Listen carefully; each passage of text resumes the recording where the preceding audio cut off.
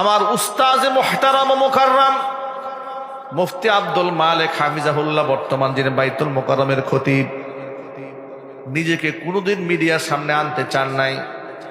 2010 সালে 11 সালে আমি যখন মিডিয়াতে কথাবার্তা বলি, তাফসির প্রোগ্রামগুলা করি, উপস্থাপনা করি, তখন টেলিভিশনের লোকজন আমাকে বলে, হুজুর আপনার উস্তাদ মুফতি আব্দুল মালেক হাফিজাহুল্লাহকে প্রশ্নোত্তর পর্বে একদিন নিয়ে আসেন।